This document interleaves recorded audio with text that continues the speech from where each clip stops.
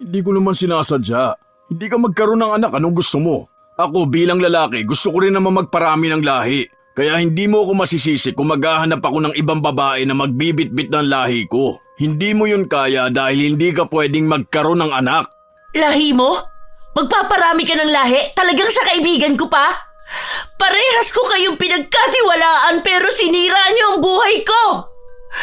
Sige, magparami kayo ng lahi dahil mula sa araw na ito, isinusumpa ko na lahat ng batang may nananalaytay na dugo ninyo, lahat sila daranas ng matinding pangyayari sa buhay nila. Mga kamalasan na dadalhin nila habang buhay. Mula sa magiging supling ninyo hanggang sa magiging mga anak nila at sa mga magiging apo, wala ni isa sa kanila ang makakatakas sa sumpa kong ito.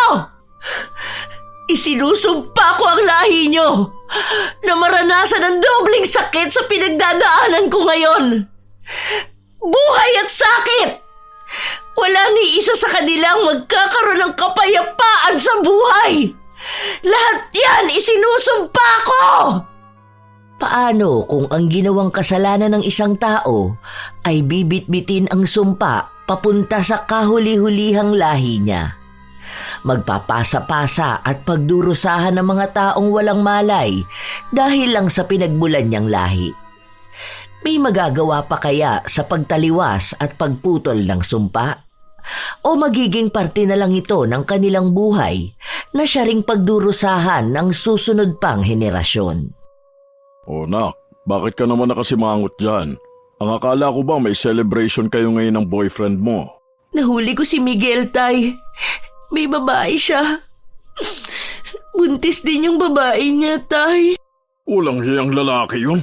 Papatayin ko siya! Huwag na, Tay. Mapapahamak ka lang. Mas gusto rin ng mga magulang niya yung babae. May pinag-aralan. Mas matino yung buhay. Mas maayos yung itsura. Natatakot sila na baka yung magiging anak namin maging katulad kung may kapansanan. Na maliit ang isang paa kaya hindi makapaglakad ng maayos. Baka tuksuhin lang daw. Tarantado pala yung pamilya niya ni Miguel eh. Hindi pwede to. Dapat panindigan ka niya. Kung takot siya sa mga magulang niya, mas matakot siya sa akin. Manluloko siyang gago siya. Galit na galit si Teodor na sumugod sa bahay ng nobyo ng anak. Pero wala na silang naabutan sa bahay nito. Hamak na mas may kaya sa buhay sina Miguel, kaya mas madali silang nakaalis sa lugar na yon para magtago. Alam na nila ang gagawin ni Teodor. Dahil sa nakita ni Teodor, mas lalo siyang nanggalaiti sa galit. Nag-iisang anak na babae niya si Raquel, tapos paglalaruan lang ang damdamin nito. Siyam dapat ang anak nila ng asawa niya, pero namatay ang dalawa dahil sa sakit. Bawat isa sa mga anak nila may mga pambihirang sakit.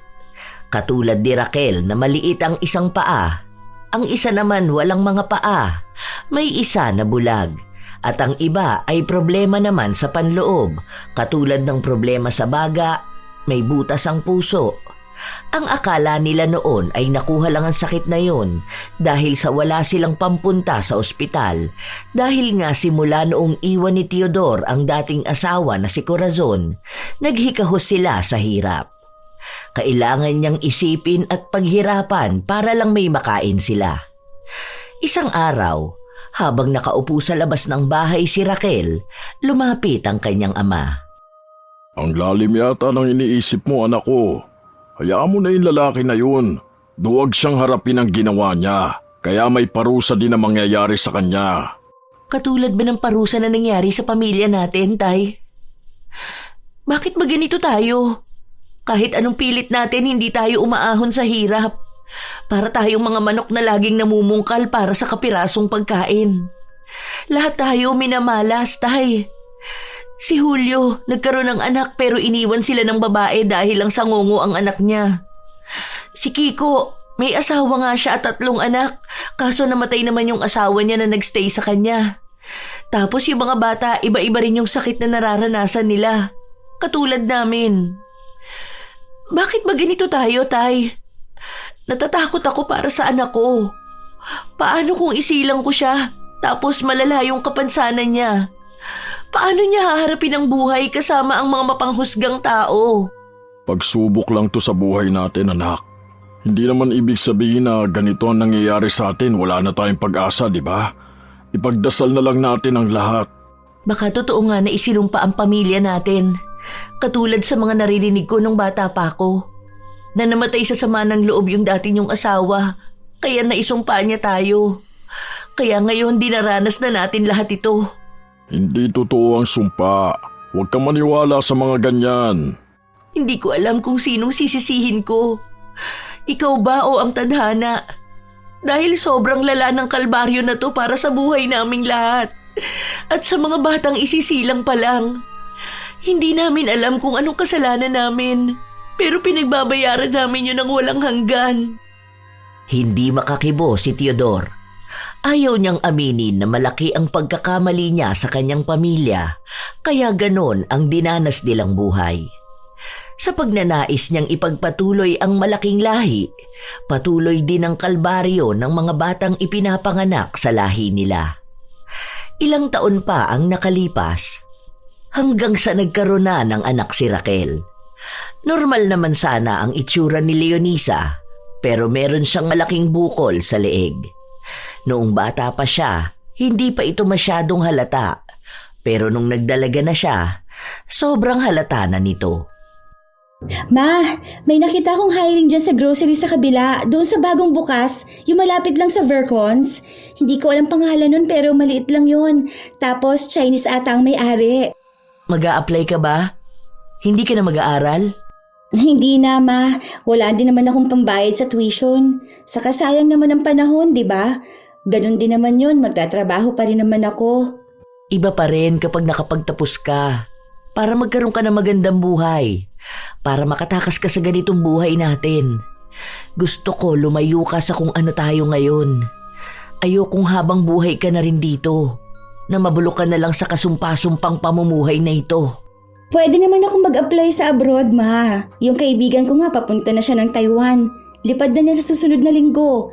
Tinuruan niya nga ako kung anong pwede kong gawin para ako rin makapunta doon. Kung sakali daw, pwede niya rin akong tulungan. Hindi ka naman pwede sa abroad, may sakit ka. Mag-a-apply ka pa lang, hindi ka na makakapasa eh. Alam mo naman na maarte sila doon. Pwede yan, Ma. Manalig lang tayo. Basta alam ko at naniniwala ako na matutulungan ko kayong maiahon sa kahirapan. Bibili ako ng magandang bahay para aalis na tayo dito sa barong-barong nating bahay. Bibili ako ng maraming kwarto para naman maayos din makakatulog si Lolo. Tapos ibang bahay naman kina Tito. Tapos sa mga pinsan ko para sama-sama pa rin tayo. Naku anak, ang dami naman yan masyado. Hindi naman sa hinahadlangan ko ang pangarap mo. Mas maganda kung uunahin mo munang isalba ang sarili mo. Huwag kang maging masyadong mataas ang pangarap dahil mahirap bumagsak. Alam mo naman sa pamilya natin, nanatili na lang tayo sa ganitong kahirapan sa buhay. Basta ako, Ma, gusto ko ipakita na kaya ko talaga. Gagawin ko ang lahat. Mag-iipon ako. Yayaman tayo. Magpapagawa ako ng paa para sa'yo. Tapos, ipapagamot ko yung katarata ng pinsan ko para naman makapag-aral at trabaho na rin siya. Kawawa naman siya. Sana nga anak, sana nga. Masakit din para kay Raquel na makitang mataas ang pangarap ng anak, lalo pat batid naman sa kanya na kahit na anong pagsusumikap nila, walang mangyayari sa buhay nila. Malas sila sa lahat ng bagay, kahit pa sa buhay pag-ibig. Kapag may taong tumatanggap at nagmamahal sa kanila ng tunay, namamatay ito. Kung hindi naman, mga manloloko ang nakikilala nila. Noon din naman mataas ang pangarap ni Raquel. Buo ang kumpiyansa niya. Pero habang tumatagal, nakikita niya talaga na totoong sinumpa ang lahi nila. Alam niyang mamamatay silang walang saya sa puso. Nangyari naman na ang lahat, kahit nasisihin pa niya ang kanyang ama, hindi naman na mababawi ang sumpa sa kanilang lahi. Ilang araw pa ang lumipas, wala pa ring mahanap na trabaho si Leonisa. Maayos naman siyang nakakasagot sa mga tanong sa kanya, pero kapag nakikita ang sakit niya, umaayaw na ang mga ito. Ma'am, promise po, hindi makakaapekto sa trabaho ko ang sakit ko na to. Please po, tulungan niyo naman po ako. Maawa na po kayo. May sakit po ang nanay ko. Kailangan ko ng pambili ng gamot niya, pati rin po ang lolo ko. Masipag po ako. Hindi po ako nag-a-absent o nalilate. Sige na po. Nadaan niya sa pakiusapan ang may-ari ng bakery kaya kinuha siya nito. Unang araw pa lang pakitang gilas na ang dalaga. Kahit pa mababa ang sahod niya, kailangan niya pa ring magsumikap. Kung walang kikilo sa bahay nila, paano na lang niya susustentuhan ang kanyang ina at lolo? Ang mga pinsan niya kasi, iba sa kanila, hindi na talaga makapagtrabaho. Yung iba hindi makatayo sa higaan. Yung iba naman sawa na sa buhay. Sa totoo lang, minsan ding sumasagi sa utak ng dalaga na sumuko na siya. Pero mas nananaig sa kanya na dapat ay maging matatag siya sa buhay. Isang araw pa lang siyang nagkakaroon ng trabaho, nagkaroon na agad ng aberya. Nabitawan niya ang isang tray ng tinapay. Hindi lang yon, dahil muntikan pa siyang makasunog nang pumutok ang charger niya. Hindi ko naman po talaga sinasadya. Sorry po. Promise, aayusin ko po ang trabaho ko. Kahit na anong pakiusap niya, hindi siya pinakinggan ng amo. Tinanggal siya sa trabaho at binigyan siya ng 200 bilang bayad na lang sa ipinasok niya nung araw na yon. Hindi na siya siningil sa mga tinapay na natapon niya. Malungkot na umalis ang dalaga. Bago siya umuwi, dumaan muna siya ng palengke. May nakita siyang naglalako ng isda at dahil kakaunti lang naman ang pera niya, yun ang binili niya. Nang makauwi siya ng bahay nila, naabutan niya ang kanyang lolo na nagpapadingas. Lo, dapat po hindi na po ikaw ang gumawa niyan. Mausok pa naman yan. Wala namang gagawa nito, Apo. Magsasaing na sana ako eh. Yung mga tito at pinsan mo nangangalakal pa. Ay, ako na po dyan. May binili rin akong isda. Sasabawan ko na lang po ito. Sinigang na lang tapos kuha na lang tayo ng talbos ng kamote kina Aling Jubel. Oh, akala ko ba may trabaho ka? Ang aga mo naman yatang umuwi. Wala na po, Lo. Hindi ko sinasadya na matapon yung isang tray ng tinapay eh. Hahanap na lang po ako bukas ng ibang pwedeng pasukan. Ewan ko po ba? Maayos naman pagkakahawak ko dun eh. Dumulas ba naman sa kamay ko? Galit na galit ang amo ko. Pero binigyan pa rin ako ng 200. May bagong bukas na patahian dun sa kabilang bayan. Baka gusto mo. Pwede naman po. May training daw po ba? Marunong naman ako manahi eh. Mamaya itatanong ko dun sa apo ni Paulito. Doon kasi yung nagtatrabaho eh. Manager dun. Subukan mo na lang, baka doon magkaroon ka ng mas maayos na trabaho. Lo, sorry po ha. Hindi ko pa kayo mabigyan ng mas magandang buhay. Hindi ko talaga alam kung bakit hindi pa pumapabor sa akin ang langit. Pero naniniwala pa rin po ako. Magsisipag po ako para talaga magkaroon ako ng magandang buhay. Para matulungan ko kayo. Wala po itong kapansanan ko. Alam ko na malalampasan din natin tong problema natin. Hindi ka dapat humingi ng tawad sa akin dahil ako ang dapat humingi ng tawad sa inyo. Kung hindi dahil sa akin, hindi naman magiging ganito ang buhay nyo. Walang hanggan na parusa ko na to. Hindi yan, Lo.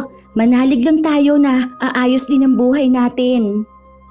Buo ang loob ng dalawa. Alam niyang lahat ng paghihirap na pinagdaraanan niya, paraan ng Diyos para mas lalo siyang tumatag. Nang sa gayon, kapag ibinigay na sa kanya ang biyaya niya, hindi niya ito masasayang. Sa mga araw na lumipas, nakapasok siya sa patahian. Magaling naman si Leonisa, masipag kahit na minsan ay may mga hindi sinasadyang kamalasan. Dahil kilala niya ang manager, hindi siya napaalis. Tinutulungan din siya nito. Isang araw, habang pauwi ang dalaga, sumakay siya ng jeep. Noong magbabayad na siya, pansin niyang nawawala ang kanyang pitaka. Hala naman, Diyos ko, huwag naman po sanang nawala yung wallet ko. Andun pa naman lahat ng sahod ko, naku po. Magkano na lang tong pera ko? Hindi to kasya kahit na pamasahe ko man lang. Bahala na, bababa na lang ako. Sa susunod na may papara, maglalakad na lang ako. Ganoon nga ang ginawa ng dalaga. Hindi siya mapakali habang naglalakad siya pauwi. Iniisip niya na lang na nasa locker niya ang kanyang pitaka. Dahil hindi niya alam ang gagawin kung sakali man na mawawala yon. Buong sahod niya ang naroon. Habang naglalakad siya ng halos 20 minutos, saka naman nagkaroon ng ambon. Sakitin siya kaya hindi pwedeng maambunan. Pero malapit na siyang makauwi kaya ipinagpatuloy niya. Katulad nga ng inaasahan niya, nagkaroon siya ng sakit kinabukasan. Mataas talaga ang lagnat mo, anak. Siguro pawis na pawis ka kasi kahapon tapos naambunan ka. Huwag ka na lang muna kayang pumasok. Magpagaling ka na lang muna. Hindi po pwede, Ma. Ayoko po mag-absent dahil baka mapuna naman ako. Mawalan pa ako ng trabaho. Alam niyo naman po na kailangan natin ng pera, hindi ba? Saka may babalikan din po ako sa locker ko. Sigurado ka ba kasing kaya mo? Huwag mo nang pilitin ang sarili mo. Opo, Ma. Huwag ka mag-alala. Ako pa ba? Hindi kakayanin to? Para sa pangarap. Para sa pamilya natin, lahat kaya ko. Habang nag-uusap ang mag-ina, dumating naman si Teodor. May bitbit siyang isang tasa na mukhang may lamang erbal. Apo ko, ito na muna ang inumin mo. Dinikdik ko pa yan. Magandang gamot yan kapag may lagnat. Salamat po, Lo. Magpagaling ka ha. Mag-iingat ka rin palagi. Matapos yung sabihin ni Teodor, ay agad din naman siyang umalis. Ang dalaga naman, ininom niya ang bigay ng kanyang lolo. Ma, bakit hindi pa rin po kayo nagkikibuan ni Lolo? Galit pa rin po ba kayo sa kanya? Nakatira lang tayo sa iisang bahay tapos ganito. Oo. Hindi ko alam kung maaalis pa tong galit ko sa kanya. Wala naman kasing ibang dapat sisihin kundi siya. Kung hindi dahil sa kanya, hindi naman ganito ang buhay natin. Ang habang panahong naging malas. Baon na tayo sa lahat dahil dun sa sumpa ng dati niyang asawa. Hindi naman daw po totoong sumpa at malas, Ma. Tayo lang mismo ang nag-iisip nun. Baka yung nangyayari sa atin, itong sakit natin, baka yung ninuno natin may sakit. Kaso hindi lang lumabas sa iba, tapos sa atin napunta. Saka hindi tayo malas. May mga pagkakataon lang talaga na hindi po pabor sa atin. Hindi pa ba malas at kasumpa-sumpa itong buhay natin? May sakit tayong lahat. Kahit bata pa namamatay. Bata pa lang nagdurusa na. Kahit anong pilit natin umangat sa buhay, hindi tayo makaangat. Dahil yung kaluluwa natin nakatali do sa sumpa ni Corazon. Mapuputol naman po ang sumpa basta maniwala lang tayong magiging maayos ang lahat. Kaya akala natin minamalas tayo o sinumpa tayo dahil yun ang iniisip natin. Kaya kapag may maliit na aberya, iisipin natin na dahil yun sa sumpa. Kasi ako, Ma, hindi po ako naniniwala sa mga sumpa na ganyan. Manalig po tayo. Magdasal lang po tayo palagi. Alam ko po na hindi tayo pababayaan ng Diyos. Basta, hindi maalis sa akin na siya ang sisihin. Kung sana nakontento na lang siya sa asawa niya o kaya hindi niya agad binuntis si nanay habang hindi pa sila naghihiwalay ni Corazon, wala namang ganito. Sa kagustuhan niya magparami ng lahi, ayan, dumami nga. Pati kamalasan sa buhay dumami. Siya ang punot dulo ng lahat ng ito. Kaya habang buhay din akong galit sa kanya. Alam ni Leonisa ang galit ng kanyang ina.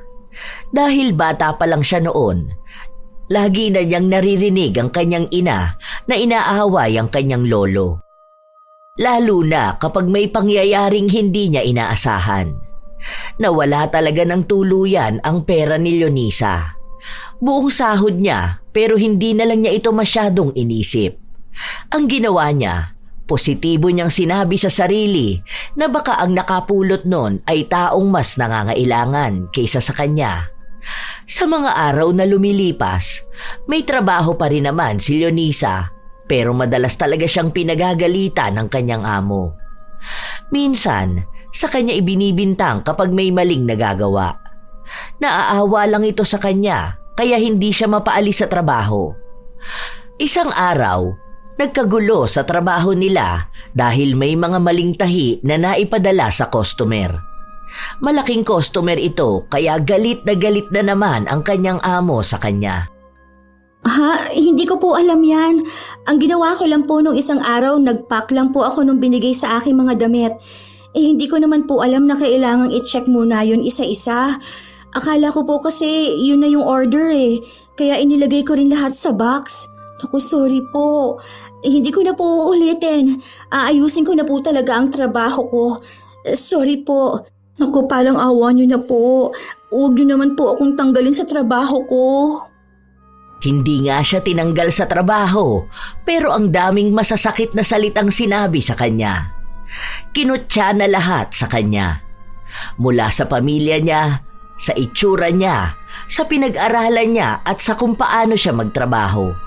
Sinabi rin sa kanya na sa susunod na mauulit ang ganong kapalpakan, hindi na siya magdadalawang isip na tanggalin siya sa trabaho.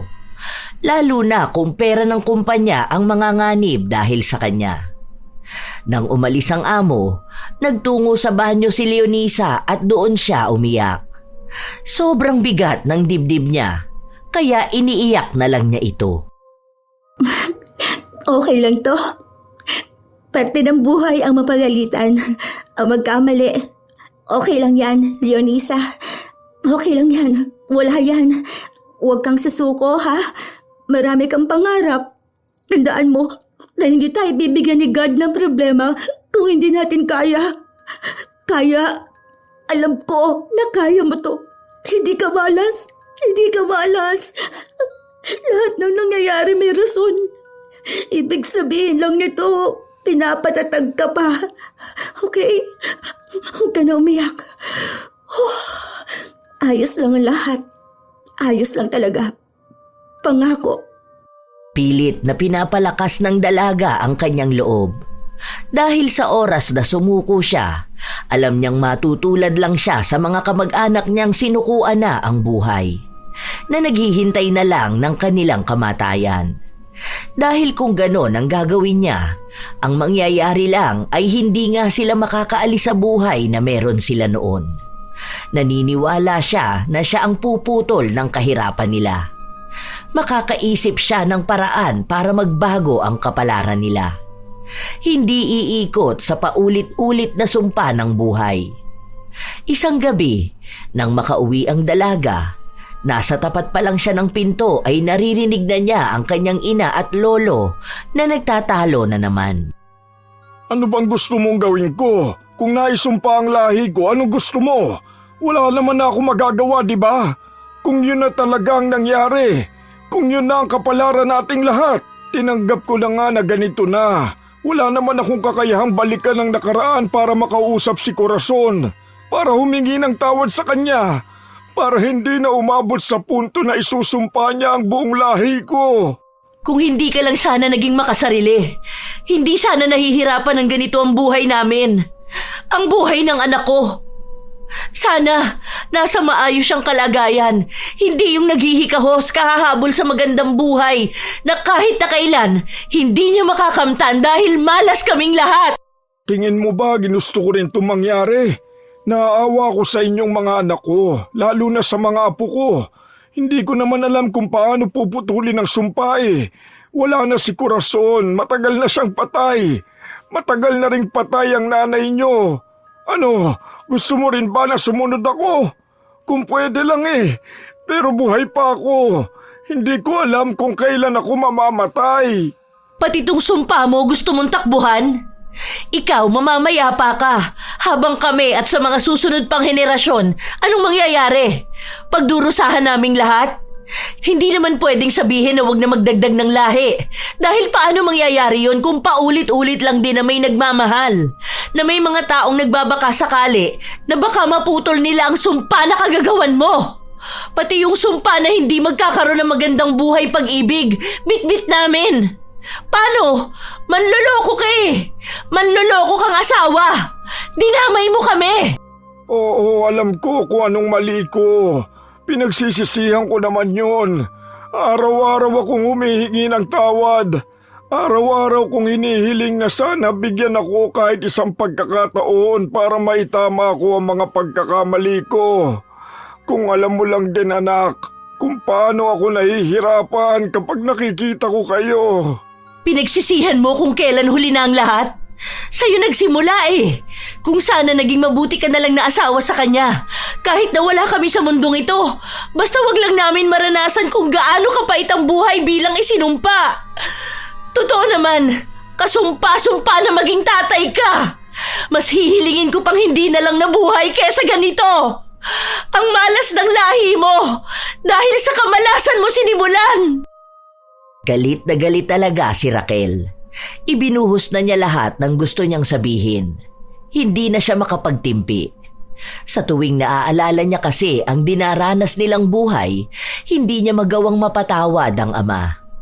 Minsan, ginugusto na lang niyang hindi siya isilang sa mundo para hindi ganon ang buhay nila. Siya pa naman ang panganay. Ibig lang sabihin nun, sa kanya nagsimula ang lahat.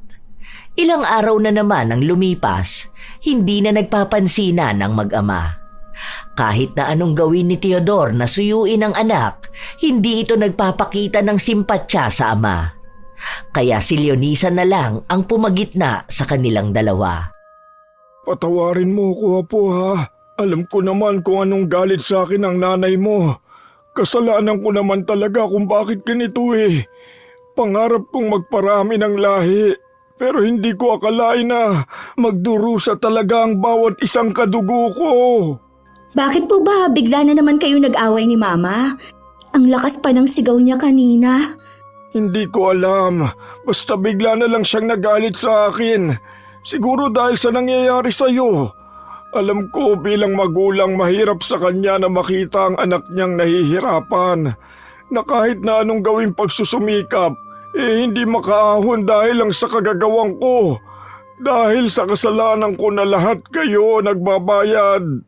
Kaya sana mapatawad niyo ako. Hindi ko alam kung hanggang kailan to. Pero sana may makaputol ng sumpa.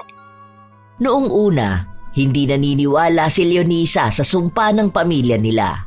Pero mukhang totoo nga ito at ngayon ay nais na niyang siya mismo ang puputol ng sumpa. Gusto niyang sa mga susunod na henerasyon ng lahi nila wala nang magdurusa. Ngunit paano niya ito gagawin? May tao bang makakatulong sa kanya?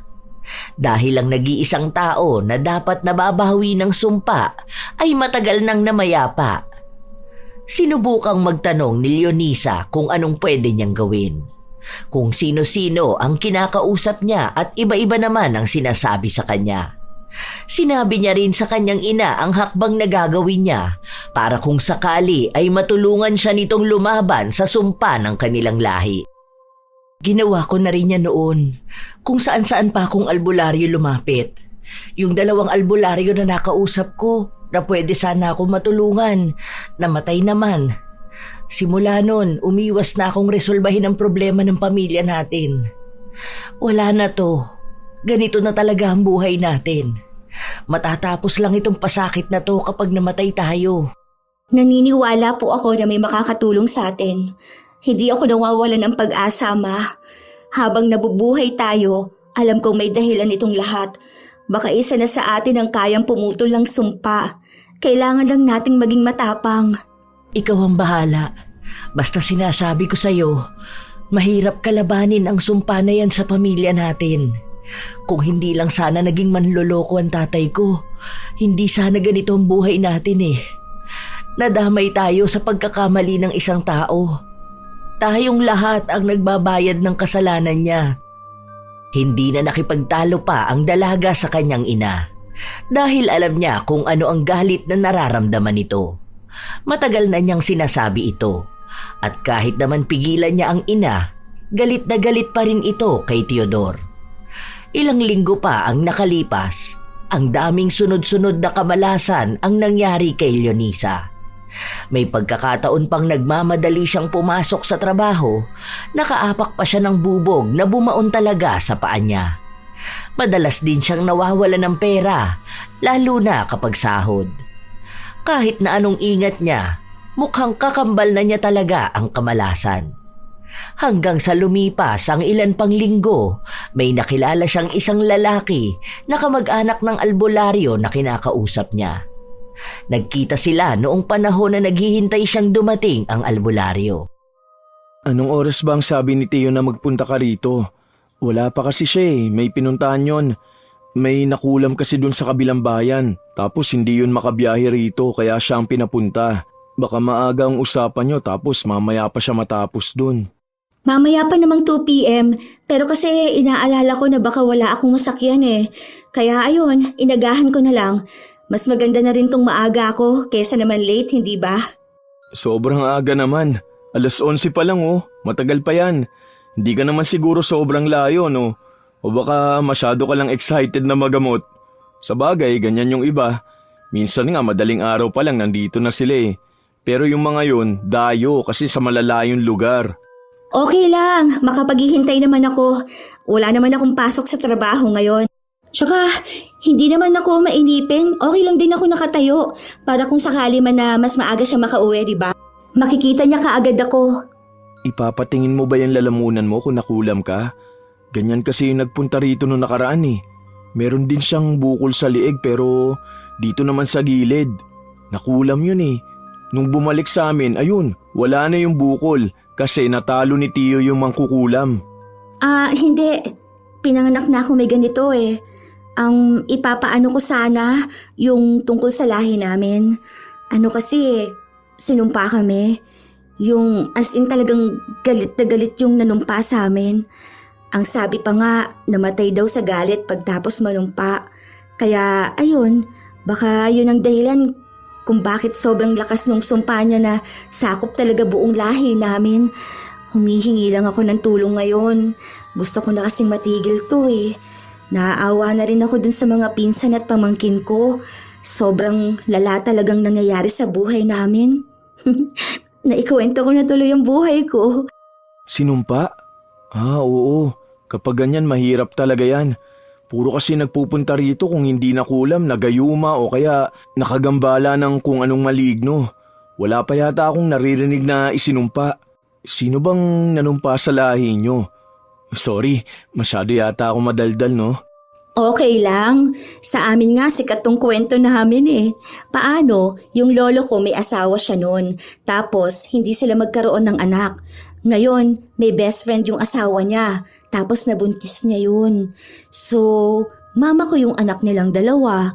Tapos, ayun, pinaglaban nila yung pagmamahalan nila. Kasi nga, baog yung asawa ni lolo. Tapos gusto nga ni lolo na magkaroon ng mga anak at apo. Parang ipagpapalago yung lahi niya. Kaso ganito naman nangyari sa lahi namin. As in, wala talagang nakaligtas na kahit na sino. Tapos puro pa raw kamalasan ang nangyayari sa amin. Kahit sa love life, kung hindi lolokohin at gagamitin, yung totoong magmamahal naman, mamamatay. Totoo ba? Di wala kang boyfriend? Tingin mo ba magkakaroon pa ako ng boyfriend? Tingnan mo nga tong sakit ko. Tsaka ayoko, baka mamatay lang siya Baka madamay pa siya sa kamalasan ko sa buhay, no? Kung matutulungan ka naman ng tiyo ko, matitigil na yung sumpa. Kaya pwede ka na mag-asawa. Ang ganda mo pa naman. Sayang naman ang lahi, di ba? Baliw! Paano nga magkakaroon ng lahi kung sinumpa nga? Kaya nga pinipigilan magpalahi para mapigilan ang sumpa, di ba? Sana maalis ni Tiyo ang sumpa para naman maligawan kita. Baliw, anong pinagsasabi mo dyan? Huwag mo nga akong biruin ng ganyan. Alam mo, masama yung ginagawa mo. Ha? Ano namang masama na nagkakakrush ako sa'yo? Totoo naman yun Noong una, ang akala ni Leonisa ay nagbibiro lang ang binata. Pero gumagawa ng paraan si Jonathan para mas lalo silang magkalapit na dalawa. Umiiwas ang dalaga, lalo na kapag naiisip niya ang sumpa ng pamilya nila. Pero aaminin niya, Bilang isang tao, naghahangad din naman siya ng pag-ibig. Gusto niya rin itong maranasan. At tunay nga ang sinabi ng kanyang ina, na kapag pilit niyang tatakbuhan ang pag-ibig, mas lalo niya itong aasamin. Litong-lito na siya sa mga nangyayari. Habang nagpapatuloy ang ginagawa ng tiyuhin ni Jonathan na alisin ang sumpa sa lahi nila, siya namang mas lalong paglalapit nilang dalawa. May nabubuo ng pagmamahalan kahit na hindi pa nila ito binibigyan ng linaw. Isang araw, habang magkasama ang dalawa, muntika ng masagasaan si Leonisa. Mabuti na lamang ay hinila siya ni Jonathan. Sabi sa'yo malas talaga ako, di ba? Muntikan na ako masagasaan. Tapos kanina may dumi yung inupuan ko. Tapos natapilok pa ako kahit naglalakad lang naman ako. Ay, malas talaga sa buhay. Pero alam ko, matatapos din to. Kaya nga mas lalo kung gusto makasama ka eh. Para ako na lang ang magiging tagapagligtas mo, di ba? May pogi kang superhero. Isa pa, masaya rin ako kapag kasama kita. Wala naman ako nakikitang mali sa'yo eh. Ikaw lang din yung walang tiwala sa sarili mo. Hoy, wag! Kawawa ka lang talaga kapag sa akin ka napunta. Isipin mo na lang talaga, kahit konting awa na lang para sa sarili mo. Sayang talaga ang buhay mo, sinasabi ko sa'yo. Grabe ka, kawawa talaga. Oo, alam mo, gwapo ka, mabait, masipag din. Kaya maraming babae ang magkakagusto sa'yo. Mas kaya ka nilang bigyan ng magandang pamilya, magandang lahi. Huwag ka sa akin, kung ayaw mong mabilis kang mamatay. Alam mo, feeling ko, tayong dalawa ang puputol niyang sumpa ng lahi niyo. Ako may kamag-anak akong albularyo, pero ako ang magpapatulong sa kanya na wag tabla ng sumpa-sumpa na yan. Nako ha, walang exemption sa sumpa namin. Kaya kahit na gusto kita, hindi ko naman pwedeng isaalang-alang ang buhay mo, no? Marami pang pwedeng mangyari sa'yo. Kaya huwag mong sayangin ang buhay mo sa akin, ha? Ibig sabihin gusto mo ko? So, may chance talaga tayo? Subukan lang natin. Wala namang mawawala eh. Paano kung totoo naman talaga na tayong tatapos ng sumpa ng pamilya nyo? Bigyan mo ko ng chance. Papatunayan ko na kaya nating labanan ng anumang sumpanan na ipataw sa inyo. Tayo mismo ang puputol nun. Hindi pa kumbinsido si Leonisa pero mapilit ang binata. Kaya sa unang mga buwan nilang magkasintahan, inilihim nila ito. Kinakabahan palagi si Leonisa, lalo pat lagi niyang iniisip na baka biglang mawala sa kanya ang nobyo. Pero maayos naman palagi si Jonathan. Wala pa ring nagiging balita kung paano nga ba nila magagawang alisin ang sumpa. Nagtanong nga ang albularyo kung saan ang libingan ni Corazon, pero hindi niya ito masagot dahil hindi naman sinabi sa kanya ng kanyang lolo. Isang araw, habang nasa bahay ang dalaga, nagtanong siya sa kanyang ina. Ma, tingin mo, hindi kaya tunay na pag-ibig ang magtatapos ng sumpa ng pamilya natin? Anong akala mo rito? Isang kwento sa telebisyon? Walang tunay na pag-ibig ang tatapos sa sumpa na ito. Dahil selyado to ng galit dahil din sa pag-ibig. Kung tunay na pag-ibig pala, bakit hindi magawa ng mga kapatid ko o mga pinsan mo na maputol ang sumpa? Nagkaroon sila ng tunay na pag-ibig pero dahil hindi tayo pwedeng maging masaya, namatay din ang mga yon. Kaya huwag kang maniwala sa pag-ibig kung ayaw mong masaktan. Wala lang, naisip ko lang kasi. Di ba? Baka kung may dalawang tao na nagmamahalan na lalaban sa sumpa, minsan kasi pag-ibig at paniniwala ang nakakatalo sa sumpa. Paano ka lalaban, Aber? Maghahalikan kayo tapos mawawala na ang sumpa? Walang ganon. Wala na tong pag-asa dahil kung yung naunang taong isinumpa, hindi niya magawang pigilan o tapusin ito tayo pa kayang apektado lang. Wala na to. Ang kailangan na lang tanggapin na lang natin kung anong kapalaran natin. Iisa lang tayong lahat. Kung anong isinumpa, yun din ang meron sa atin. Kaya kung ayaw mong may magpatuloy ng sumpa, huwag kang magkaroon ng anak. Hindi nakakibo si Leonisa dahil hindi niya maamin sa kanyang ina na buntis siya. Gusto na sana niyang ipakilala ang nobyo pero mas lalo siyang nakakaramdam ng takot. Hindi niya alam kung paano sisimulan at paano ipaliliwanag dito na may nobyo na siya. Lalo na at ilang beses na ring ipinaalala sa kanya na hanggat maaari ay pigilan niya ang sarili na magmahal. Dahil lahat sa pamilya nila ay nawawalan ng minamahal. Hanggang sa dumating ang araw na mismong ina niya ang nakapansin na tila ba nagdadalang tao siya. Matapos niyang maduwal sa pagkain na bigay ng kanyang lolo. Ayos ka lang ba, Apo? Hindi ba masarap? Doon ko naman yan binili sa tindahan na sinasabi mong paborito mo ang luto. Baka hindi na siya yung nagluluto noon. Teka nga, patikim ako. Oh, maayos naman ah. Parang lasa siyang panis, Lo. Iba talaga siya eh. Ang baho pa. Naku, baka sira na yan. Saka ayoko po muna niyan. Iba yung gusto ko eh. Parang masarap kumain ng kamyas tapos ibababad sa bagoong na may sili. Kamyas? Teka, saan naman ako kukuha niyan? Sandali, alam ko meron pang tanim nun si Balong.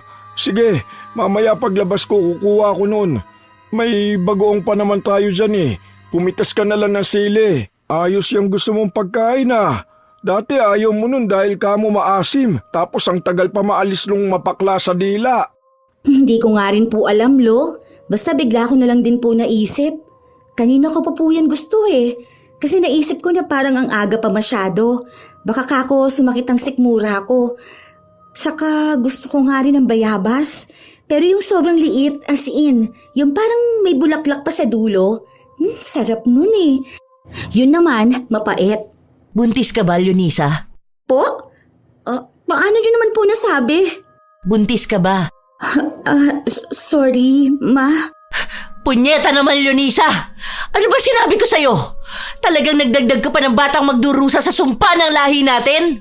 Alam mo naman kung ano mangyayari sa bata, di ba? Hindi ka talaga nag-iisip? Hindi pa ba sapat yung dinaranas mo? Gusto mo pang mandamay ng iba? Hindi mo ba nakikita tong nangyayari sa ating lahat? Huwag ka magalit sa anak mo. Paano kung nagmahal lang naman siya? Hindi naman niya mapipigilan yun eh. Damdamin yun ng isang tao. Nagmahal? Punyeta ang pagmamahal yan! Alam niyong kasumpa-sumpa ang magmahal sa pamilyang to! Yung lalaki mo, kung hindi ka niyan iiwan, ikaw mismo ang maglilibing sa kanya! Hindi mo man lang inisip ang kapakanan ng taong yun. Kung totoong mahal mo siya, hindi mo siya idadawit sa sumpa. Nagpabuntis ka pa talaga? Ano na lang ang mangyayari sa bata? Ha? Ipapanganak na may kapansanan? Siya ang susunod sa yapak mo na magiging malas sa buhay? Ma, alam ko naman na kaya namin tong lampasan eh. Alam ko na kayang itigil itong sumpa na meron ng pamilya natin. Hindi daranasin ni Jonathan ang kaparehas na nangyari sa mga naging asawa o minahal na mga kadugo natin. Hindi magiging katulad ko ang anak ko. Kaya naman yan. Kung hindi kasi dahil sa iyong manloloko matanda ka. Kung sana nakontento ka na lang, walang ganito. Naulit na lahat. Yun nangyari sa akin, nangyayari na ngayon sa anak ko at sa mga susunod pang henerasyon. Walang makakalaya sa lintik na sumpa na to. Dapat ikaw lang ang pinagbabayad, hindi kami. Lalong hindi ang mga walang muwang na batang isinilang lang para pagbayaran ang kasalanan mo. Sa'yo nagsimula tong lahat. Kung alam mo lang kung gaano kita kinasusuklaman. Ma, huwag niyo naman pong awayin si Lolo. Desisyon ko naman din to eh. Naniniwala pa rin ako na baka itong anak ko ang puputol ng sumpa ng lahi natin. Hindi mo alam kung anong ginagawa mo. Hindi mo alam kung anong buhay ang pinapasok mo. Wala na rin naman ako magagawa. Andyan na yan eh. Binuo nyo na yan. Dinala mo na yan sa kasuklam-suklam na lahi na to. Hindi ka na naawa sa bata. Alam mo kung anong kamalasan ang mapabilang sa pamilyang ito. Paglaki ng anak mo, magsisisi rin siyang napabilang siya sa pamilya na may sumpang pinagbabayaran, kahit na hindi naman siya ang may kasalanan. Halatang galit na galit ang ina ni Leonisa. Naiintindihan naman ito ng dalaga dahil alam niyang iniiwas lang siya ng ina na danasin ang sakit na nararamdaman nito. Pero malakas talaga ang paniniwala ni Leonisa na mawawala ang sumpa. Lalo pat gumagawa naman sila ng paraan. Nakakatulong din naman ang tiyuhin ni Jonathan. Pagpasensyahan mo na lang muna ang mama mo.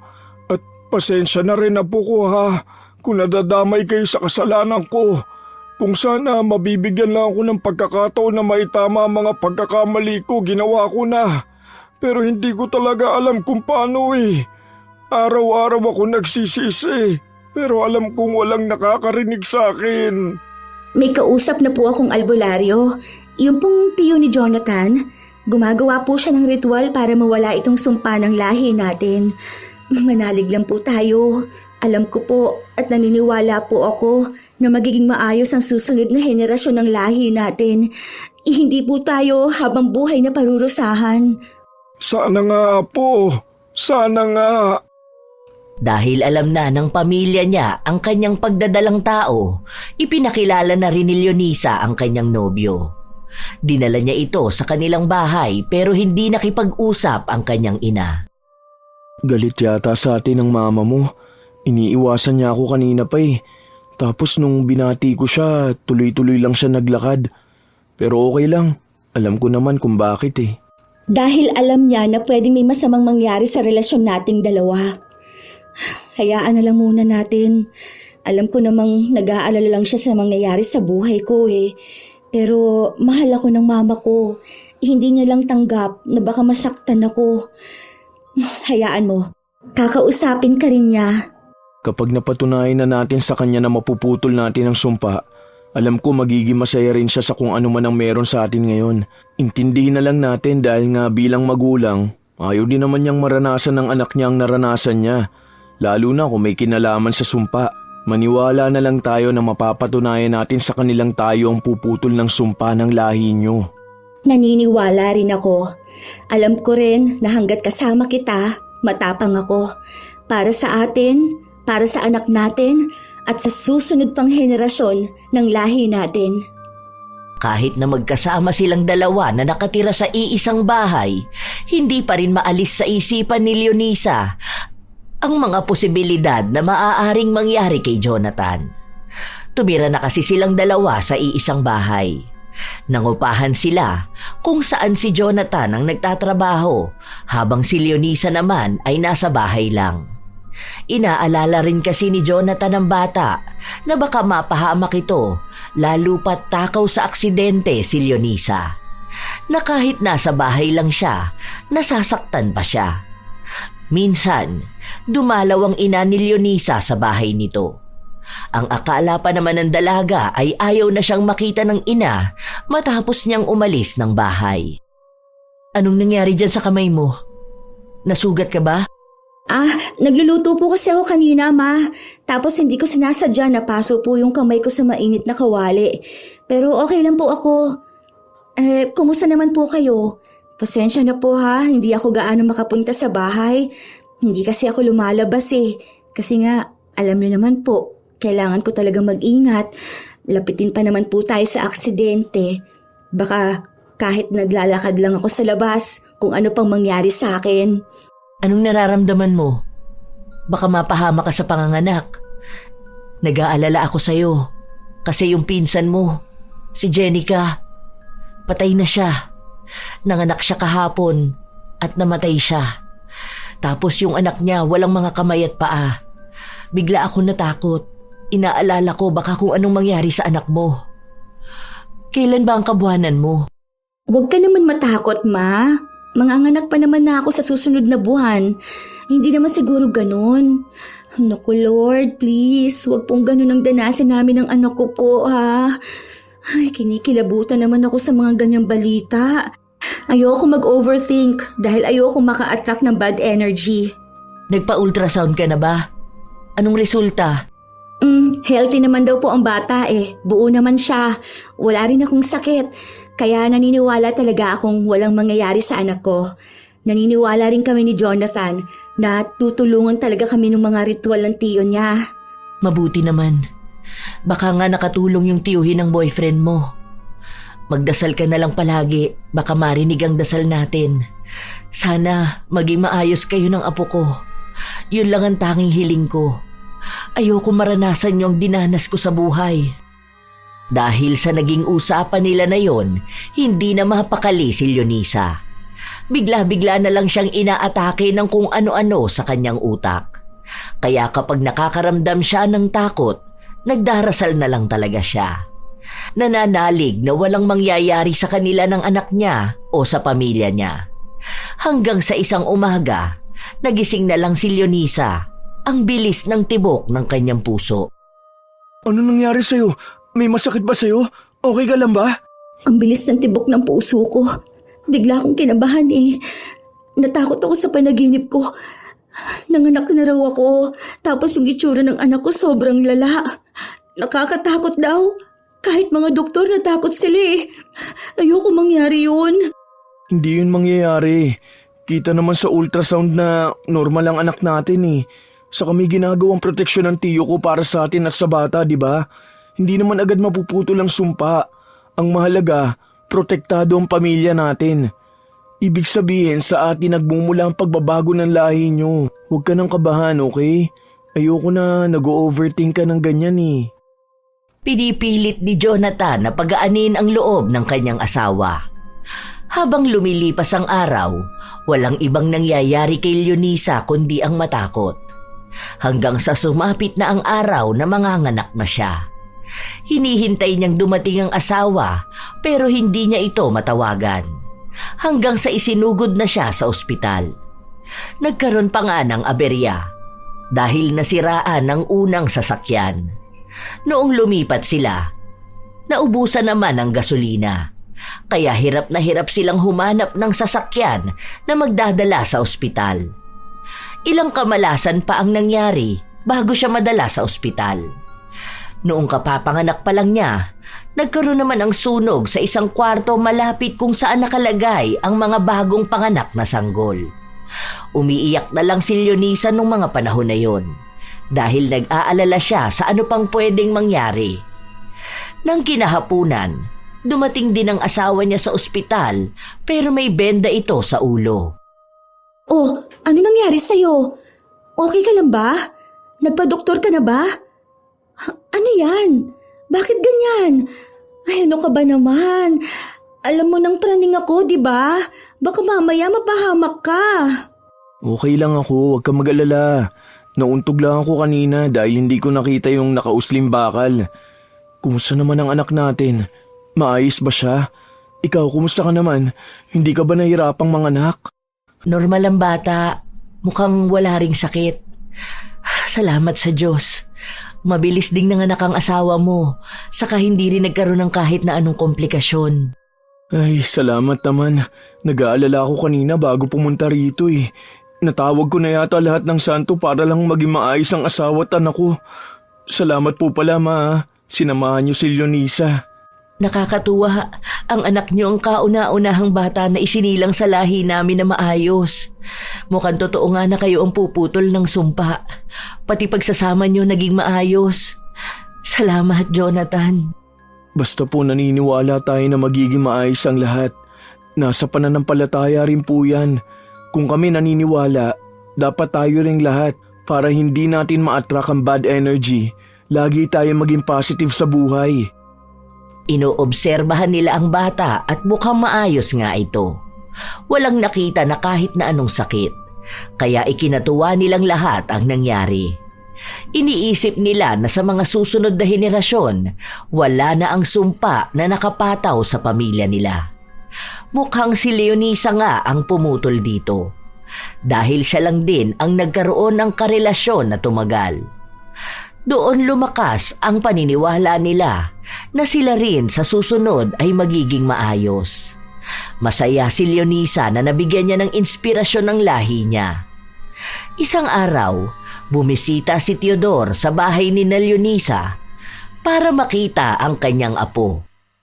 Ang ganda naman ng apo ko. Kamukha ng mama niya. Paano naman po ako, Lo? Ay, kamukha din ng papa niya.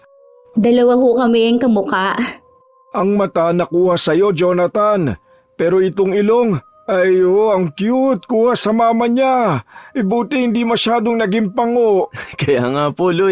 Ang sa mama niya kasi ganito lang kaliit, halatang Pilipino. Hoy, palibasa, malaki lang yung ilong mo. Parang laging galit kasi, ang laki ng butas ng ilong. Napakaswerteng bata.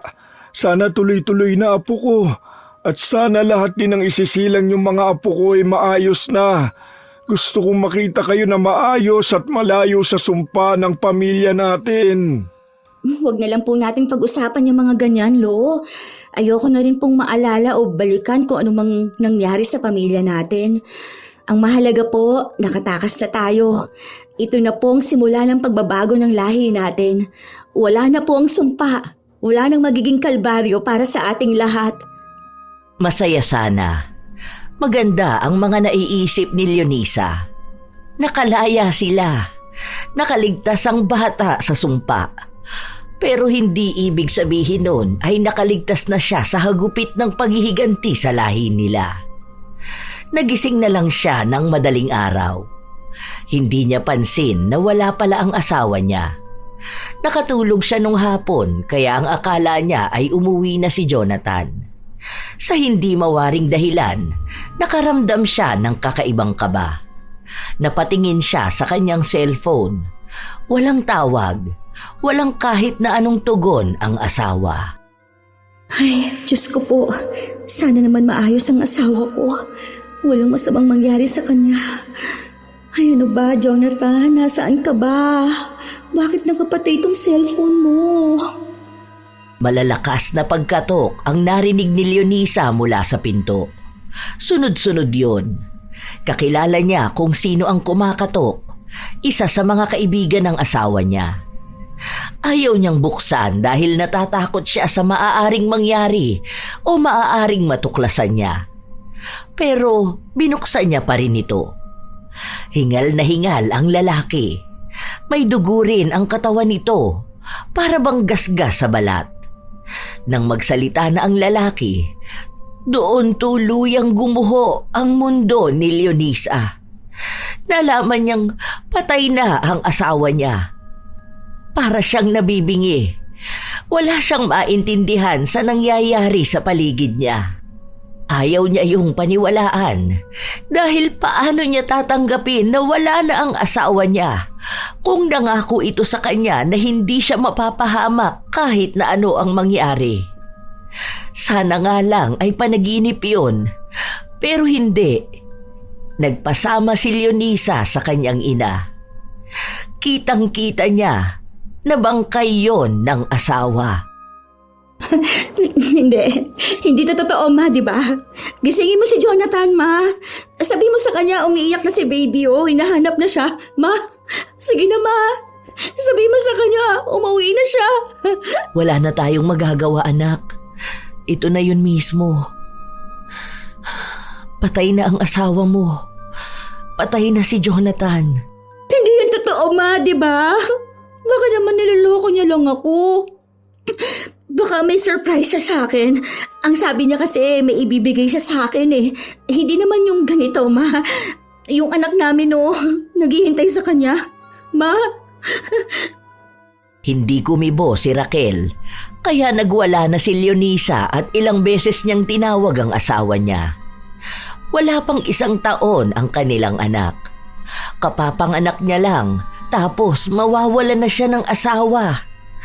Nawala sa kanya ang taong nagpapaalala sa kanya na hindi siya malas. Pero ngayon, mukhang ang sumpa na akala nilang natakasan nila ay siyang sumpa na paulit-ulit siyang nilalapitan. Hindi niya tinanggap ang nangyari sa kanyang asawa. Iniisip niya palagi na nasa trabaho lang ito. Nakaburol sa bahay ng tiyuhin niya si Jonathan pero hindi siya nagpupunta. Hanggang sa huling lamay na. Apo, sige na. Pumunta ka na sa lamay ng asawa mo. Tignan mo siya sa huling pagkakataon. Magpaalam ka na sa kanya para matahimik na rin ang kaluluwa niya. Hindi naman patay ang asawa ko. Alam ko babalik yun dito sa bahay. Miss na niya ang anak namin. Hinahanap na rin siya ni baby. Alam ko naman, Apo, na mahirap yang tanggapin. Gayong mahal na mahal yung isa't isa. Sana kahit sa huling sandali lang, samahan mo naman ang asawa mo. Bakit ganito ang buhay natin? Bakit kasi ganito pa tayo isinumpa? Bakit kailangan pagdusahan lahat? Akala ko maayos na eh. Akala ko nakawala na ako. Mas masakit pa pala yung balik sa akin. Doble. Hindi lang. Higit pa sa ilang libong sakit. Umaasa ako na maayos na eh. Umasa akong tapos na eh. Pero hindi tayo tinatantanan ng lintik na sampa na to. Mahal na mahal ko yung asawa ko, Lo. Mahal namin ang isa't isa, Lo. Bakit kami ang nagbayad ng kasalanan mo? Bakit kami ang paulit-ulit na binabalikan ng galit ng dati mong asawa? Bakit kami? Wala naman kaming kinalaman dun, Loy. Wala kaming kasalanan, di ba? Ang tangi lang naming kasalanan. Ipinanganak kami sa lahi mo. Patawad na po. Patawarin niyo ako. Kapag ba pinatawad kita, mawawala tong sumpa? Babalik ba ang asawa ko? Magiging maayos pa ang buhay namin? Yung mga tito ko, mga pamangkin ko na nagdusa tulad nitong sa akin, magiging maayos din ba sila? Yung mga batang isisilang pa lang, makakatakas ba sa parusa? Hindi naman yata, di ba? Bakit ngayon ka pa hihingi ng tawad? Bakit sa amin pa? Bakit hindi nung mga panahon na nakasakit ka ng ibang tao? Kami yung nagdusa eh. Kami yung nagbayad. Bakit kasi gumawa kayo ng kasalanan noon? Bakit hindi mo pinag-isipan na nakakasakit ka ng tao, Lo? Bakit? Hindi ko alam. Pasensya na kayong lahat sa akin. Alam ko ang galit nyo. Tama lang na magalit kayo sa akin dahil wala akong kwentang tao. Ako ang nagdala sa inyo sa sitwasyon na ganito. Inuna ko yung kagustuhan ko at nagbakasakali na hindi magtatagal ang sumpa. Pero mali ako dahil mas lumalala pa ngayon. Kung buhay ko man ang kabayaran, sana maging sapat na yon para sa pagbabago at kapatawaran niyong lahat. Ilang beses na humingi ng tawad si Teodor. Pero kahit na paulit-ulit niyang gawin yun, wala pa ring mangyayari. Patay na si Jonathan at nagdurusa na si Leonisa. Sa huling sandali na makikita ni Leonisa ang lalaking mahal niya, bumuhos ang kanyang luha. Wala siyang ibang ginawa kundi ang umiyak, ang magmukmok, ang malungkot at magkulong. Damang-dama niya kung ano ang ibig sabihin ng sakit. Kung ganoong kasakit ang dinanas ni Corazon matapos siyang traidorin ng asawa at kaibigan, magagalit naman talaga siya ng husto. Pero ang hindi maunawaan ni Leonisa ay kung bakit kailangang pati sila ay madamay. Dahil kung makikita lang nila si Corazon, marahil ay maaawa ito sa kanila. Ang tunay na kinagagalitan lang naman ito ay si Teodor. Sa paglipas ng ilang buwan na wala na ang asawa ni Leonisa, nagsimula siyang bumalik sa bahay nila. Pero hindi na rin niya kinakausap ang kanyang lolo. Doon niya lubos na naunawaan kung bakit iba sa mga kamag-anak nila ayaw nang kausapin si Teodor. Apo ko, tignan mo to. Bumili ako ng laruan para sa anak mo. Tingnan mo, matutuwa siya rito. Inipon ko pa ang pera ko para mabili ito. Hindi matutuwa ang anak ko dyan. Baka mamaya madamay pa siya sa kamalasan nating lahat. Hindi ko pa nga sigurado kung may susunod pang malas na mangyayari sa buhay ko. Pero wag naman sanang madamay ang anak ko. Wag naman sana sa kanya mapunta ang karma na dapat kayo ang nagbabayad. Nakakasuklam to. Pumasok sa loob ng kwarto si Leonisa kung saan nakita niya ang anak na mahimbing ang tulog. Sumunod namang pumasok sa loob ang kanyang ina. Kanina pa naririnig ni Raquel ang argumento nilang maglolo pero hindi siya nakialam. Dahil alam niya naman na naglalabas lang ng sama ng loob ang anak. Napatulog ko na. Umiiyak kanina pero hindi na kita tinawag. May gatas naman siya dyan kaya nagtimpla na lang ako. Wala ka namang napapansin na kakaiba sa anak ko, Ma? Sakit o kung ano man? Natatakot ako na baka isang araw kung ano na lang mangyari sa kanya. Pina-check up ko siya. Wala namang natatagong sakit. Ang sabi, kahit sa physical niya at mental, maayos naman daw. Wala naman akong napapansin na kakaiba. Sana talaga wala. Wala naman. Malusog nga siya. Totoo na hindi siya nadamay sa sumpa. Baka nakatulong din yung ginawa ng tiyo ni Jonathan. Siguro, kung may dagdag panangga ang anak mo, mas mapapanatag tayo na walang dadapo na sumpa sa kanya. Proteksyon para sa sumpa ng lahi natin. Pupunta nga ako doon bukas, kakausapin ko. Gusto ko sana magtrabaho, pero natatakot naman akong iwan ng anak ko. Baka kung anong mangyari sa kanya. Hindi ko nakakayanin kung pati ang anak ko magiging kabayaran sa kasalanang hindi naman kami ang may gawa. Pwede naman ako mag-alaga sa anak mo. Babantayan kong maigi. Dahil takot din ako na baka bawian siya bigla. Iba pa namang umatake ang sumpa sa atin. Akala ko nga hindi na kayo maaapektuhan ng pamilya mo . Akala ko nakalaya na kayo. Pero sadyang kusang lumalapit ang sumpa. Kung nakaligtaan ka ng isang beses, babalik at babalikan ka. Kaya sana, wag yung mangyari sa anak mo. Lalo pa at siya lang ang nasa lahi natin ng maayos. Huwag naman sanang sa kanya ang punta ng mas malalang sumpa. Kasi hindi maalis sa akin ang galit na nararamdaman ko kay Lolo. Kapag may nangyaring masama sa anak ko, habang buhay ko siyang sisisihin. Hindi ko matatanggap na tayo ang nagbabayad ng kasalanan niya.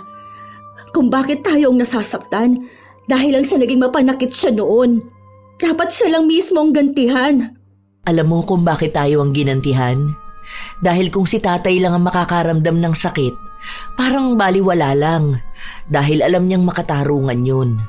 Pero kung tayong lahat at nakikita niya mismo, higit na triple ang sakit nun para sa kanya. Doon niya mas lalong mararamdaman ang pagkakamali niya. Kahit na magmakaawa pa siya sa taong nagawa niya ng mali, wala nang kapatawaran. Maging sa atin, walang kapatawaran ang pinaranas niyang buhay sa atin. Isang paalala na ang taong gumawa ng masama sa kapwa, ang balik ay sa taong mahalaga sa kanya. Para doon niya maramdaman kung gaano kasakit ang pinaramdam niya noon. Hindi talaga maalis ang galit na nararamdaman ng dalaga. Hanggang sa nakausap niya ang albularyo na tiyuhin ni Jonathan. Sinabi lang sa kanya nito na hindi niya talaga kayang alisin ang sumpa. Kahit na malakas na ang puwersa niya, hindi maalis ang ano pang isinumpa ng pusong galit. Nabawasan niya ang epekto nito, pero hindi kailanman maaalis. Parang awa niyo na po.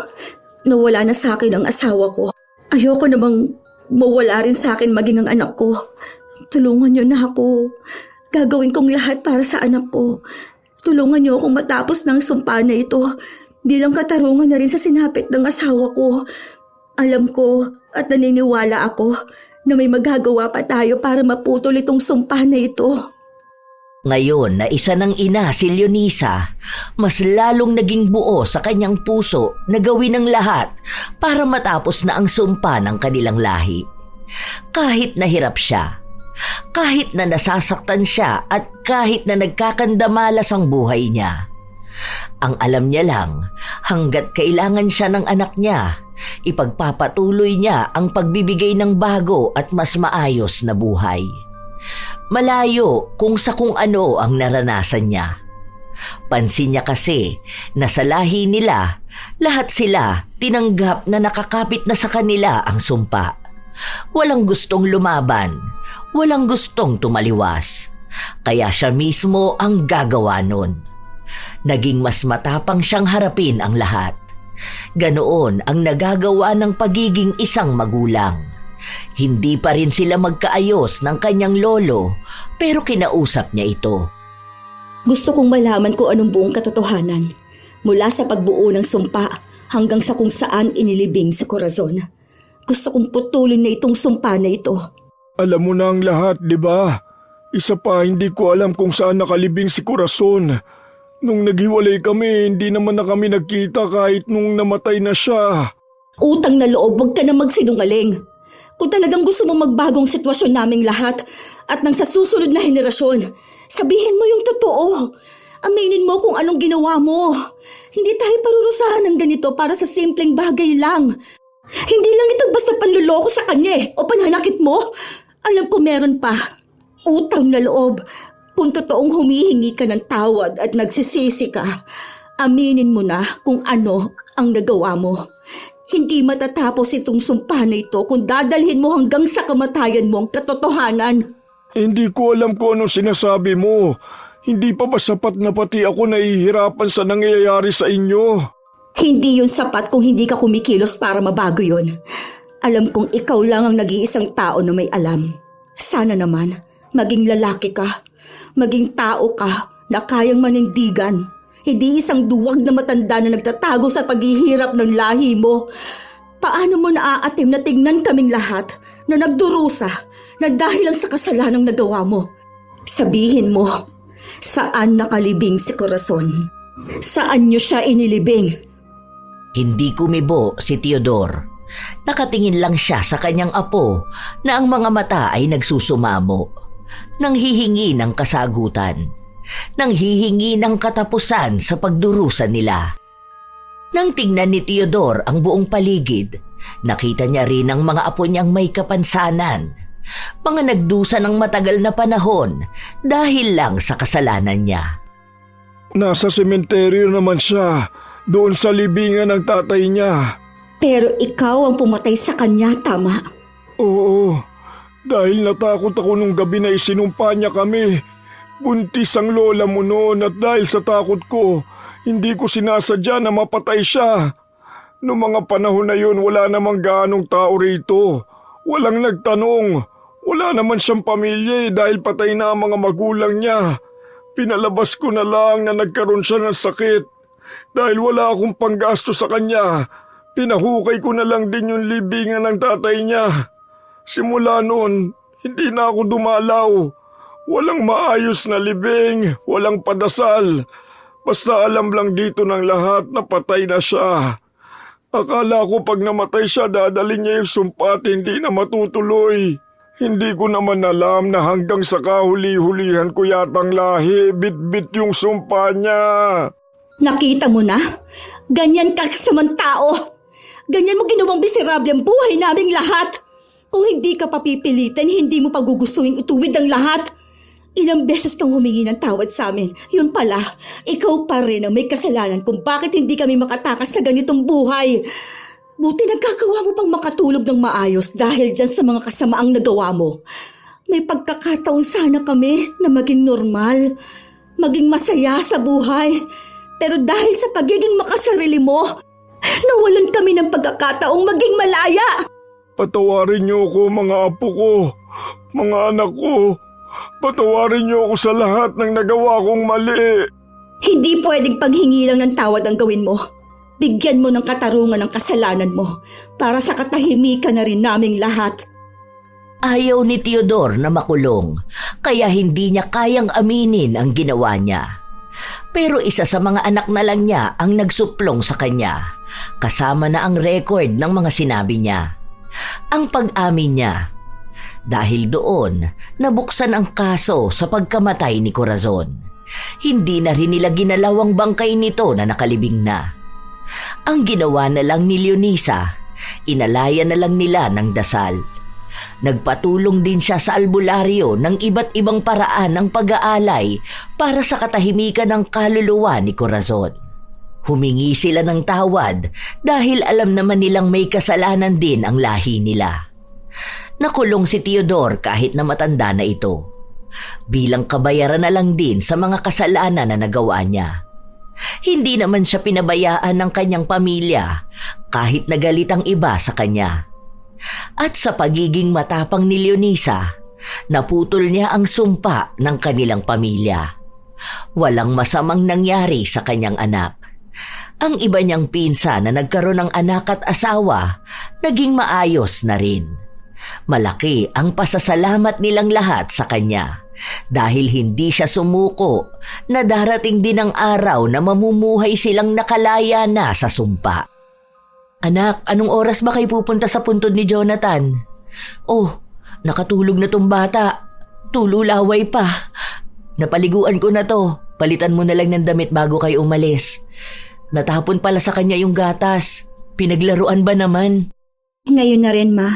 Hinihintay ko lang pinsan ni Jonathan. Sabi niya sasabay na lang niya kami sa sasakyan niya. Sasama ka ba, Ma? Saglit lang naman dun dahil may job interview ako mamaya. Hindi muna sa ngayon. Pupunta ako kay tatay eh.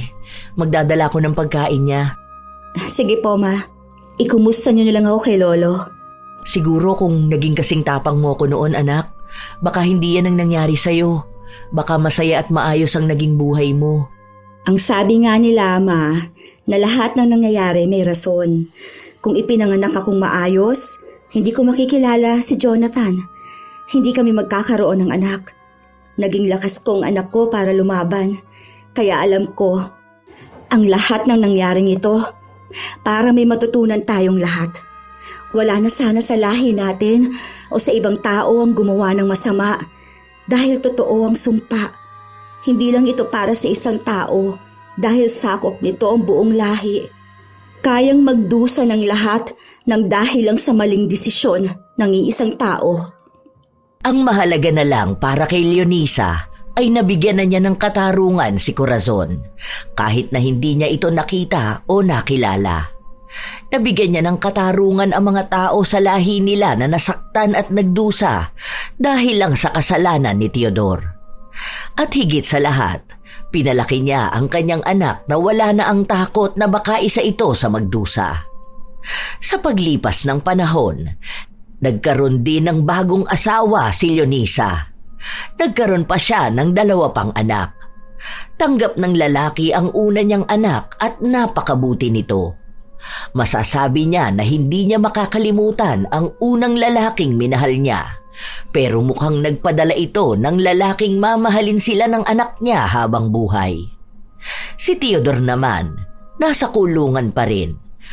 Pero ang balita nila ay mabibigyan ito ng mas mababang taon ng sintensya.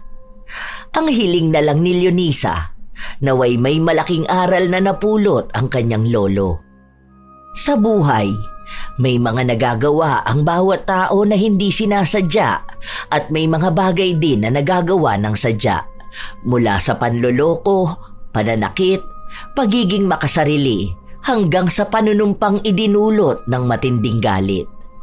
Ang mga kasalanang ito, lalo na kung malalim at mabigat, ay nag-iiwan ng bakas na maaaring sumunod hanggang sa susunod na henerasyon. Ang kasalanan ng isang tao, lalo na ng isang haligi ng pamilya o pinuno ng lahi, ay nagkakaroon ng mabigat na kapalit. Minsan, ang kasalanan ng lolo ang nagiging pasan ng apo. Ang galit na binitawan ng ninuno ay nagiging bigat na dinadala ng bawat anak.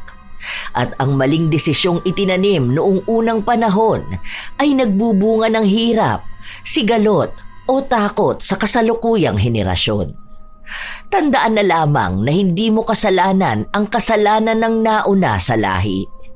Kahit na minana ang sumpa, hindi ibig sabihin na kailangang manahin ang kamalian. Hanapin ang paraan para maputol ang sumpa o ang nakasanayang pagtanggap sa kamalasan. Maging dahilan ng pagbabago. Gawin ang ibang paraan para wala ng ibang henerasyon ang magdusa. Wala ring taong magbabayad ng kasalanang hindi nila ginawa. Ang kasalanan ng magulang ay hindi dapat maging kapalaran ng anak o maging sumpa ng lahi. Marami talagang tao ang nagiging masama na nagiging dahilan para magdusa ang ibang tao. Tila ba nagiging kabayaran sa kasalanang hindi rin naman niya ginusto?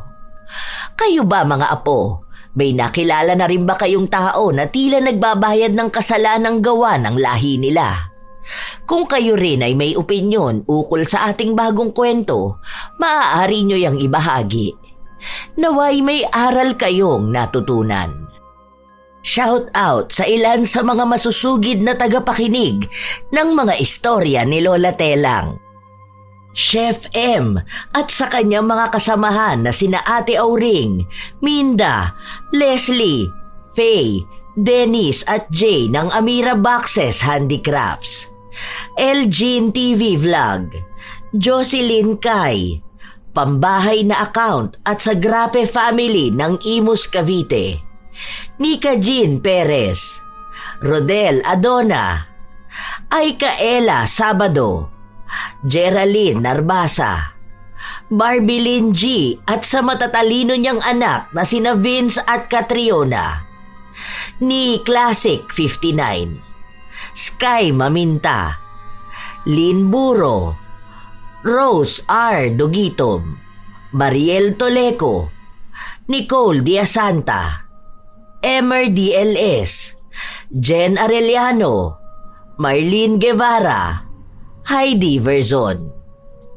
Shout out din sa inyo, Julie Habitan, Rosemary Casonete, Christine Bukalig at sa lahat ng customer na kumakain sa kanilang karinderya sa San Isidro, Cabuyao, Laguna.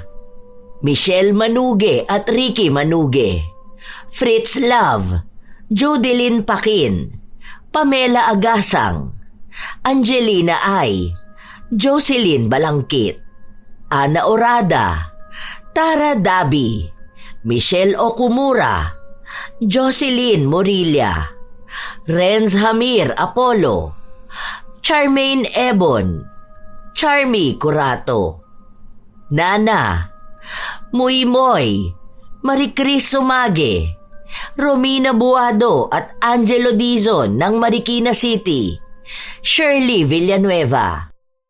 Shout out sa mga mahal kong apo na hindi nawawala sa bawat istorya ng lola. Sydney Crosswind, Supladang Pasaway, Lovely Rose Roa at Princess Rain Roa Alawami, Kimpoy Feliciano, Hazel Fiesta, Marie the Lightworker, Gia Gigi, Francisco Neng, Jeremy Saranillo Francisco, Josefina Fuelias, Roy Lacandalo, Vicky Yabut, AJ Chua, Esteli Reyes at sa Reyes family ng Marikina City, Mel Santa Rita, Matt Sarol, Irish Abela Tuazon, Mike James Tapak, Raquel Hasegawa, Jenny Suzuki, Lurian Vitalicio, Leonisa Cobo, Will Maleses, Ray Galedo at sa Galedo family ng Cabuyao, Laguna, sa buong Team Manok ng Amsik Angeles City, Pampanga, Angelina Ignacio, Ami Bag, Ami Yong, Rosalina Bugayong, Lance MBB, Gemstone Claro, Lydia Lopez, Elise Padilla, Lynn Hasegawa, Maria Lee Nakagawa, Arvid Shane Hoiberg Channel, Gami Neil Francisco at sa kanyang asawang si Dada Neil Francisco, Pureza Tagiwalo, Rachel Whitney, Alma Naong, Jennifer Makasinag, Jaime Constantino, Milrose Demate, Razon Yao, Robert Crimen, Cherry May Libiran, Roslyn Mangilin. Ito ang inyong Lola Telang at maraming salamat sa palagi ninyong pagsubaybay, mga apo.